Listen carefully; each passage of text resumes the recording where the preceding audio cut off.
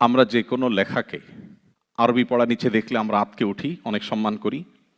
কিন্তু বাংলায় যদি থাকে, ইংলিশে যদি থাকে, তখন সেটাকে আমরা পায়ের নিচে মাড়াতে আমরা দ্বিধা করি না।